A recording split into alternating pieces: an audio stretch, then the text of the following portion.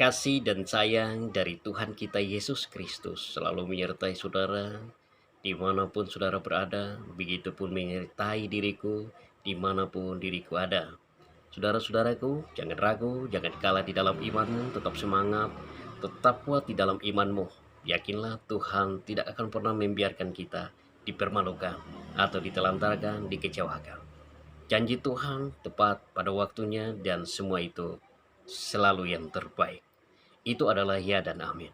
Saudara-saudaraku, selamat hari Minggu, selamat beribadah di Minggu tanggal 24 bulan 7 tahun 2022 ini. Kembali lagi pribadiku dituntun oleh Roh Tuhan untuk menyampaikan pemahaman di mana perbedaan hidup orang-orang yang hidup di dalam tuntunan Roh Kudus dan yang bukan di dalam tuntunan Roh Kudus.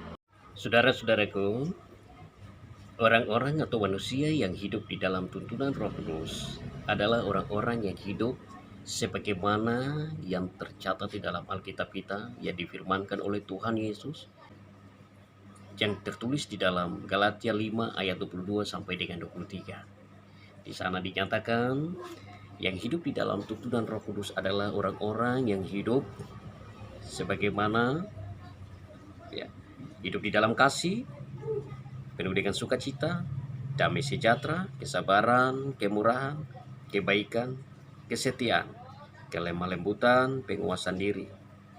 Itu yang harus ada dalam hidup kita. Dan kalau kita hidup di luar daripada apa yang menjadi kerinduan Tuhan, sebagaimana yang telah kita dengar bersama tadi, maka kita bukanlah hidup sebagai manusia-manusia atau orang-orang yang hidup di dalam tuntunan Roh Kudus, Tuhan itu sendiri.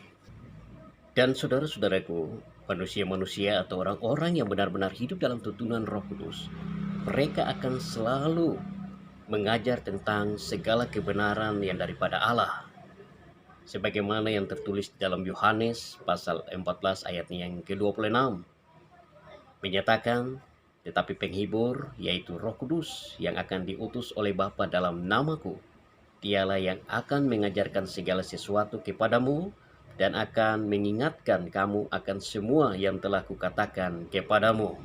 Saudara-saudaraku, Roh Kudus mengajar dan mengingatkan kita untuk selalu berada di dalam kebenaran.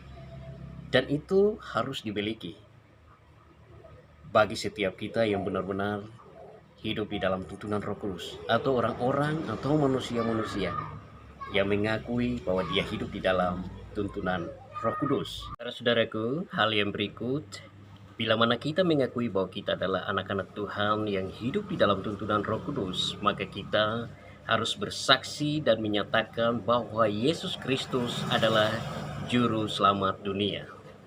Dalam Kisah 5 ayat 32 menyatakan Roh Kudus dan orang beriman bersaksi tentang Yesus Kristus. Di sana ada panggilan Roh Kudus bagi setiap kita.